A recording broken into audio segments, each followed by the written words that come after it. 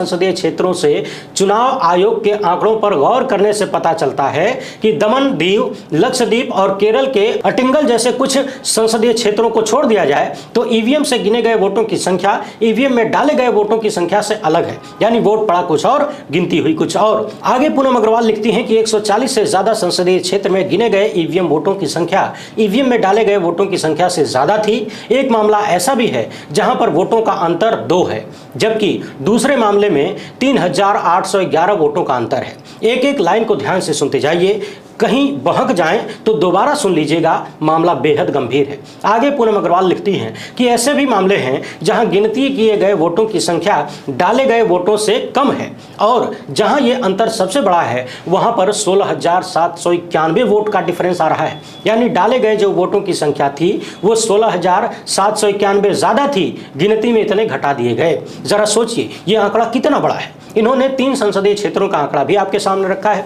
आप भी अपनी स्क्रीन पर देखिए।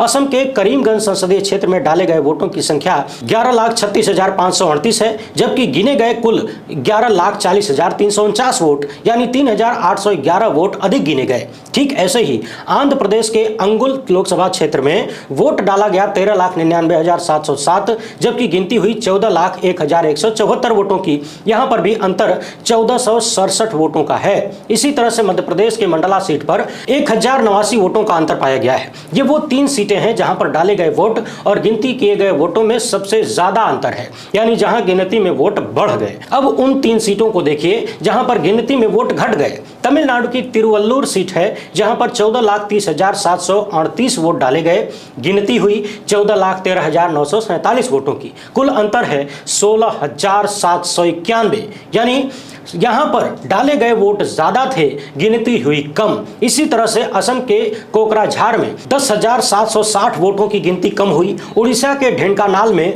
9,427 वोट कम गिने गए। इसी रिपोर्ट में आगे बताया गया है कि चुनाव आयोग ने ईवीएम वोटों की संख्या और डाक वोटों की संख्या अलग अलग गिनाई है। उदाहरण के लिए आप चुनाव आयोग की वेबसाइट का ये स्क्रीनशॉट देख सकते हैं। आपको याद होगा प्रथम और द्वितीय चरण की वोटिंग के बाद देश भर में हल्ला मचने लगा कि चुनाव आयोग आंकड़ा क्यों नहीं दे रहा है, प्रतिशत में आंकड़े क्यों दिए जा रहे हैं। तमाम राजनीतिक दलों और नागरिक समाज के सदस्यों ने जब विरोध किया तब जाकर चुनाव आयोग ने शुरुआत में 5 चरणों में डाले गए वोटों की संख्या के आंकड़े जारी किए और इसी के साथ उसने ये भी कहा कि जो वोट डाला गया है उसकी संख्या में कोई बदलाव संभव नहीं है। अब सवाल ये उठता है कि यदि संभव नहीं है तो ये सब कुछ कैसे हो रहा है कि वोट पड़ा कुछ और, गिनती हुई कुछ और। चुनाव आयोग के 25 मई के इस प्रेस नोट को जरा ध्यान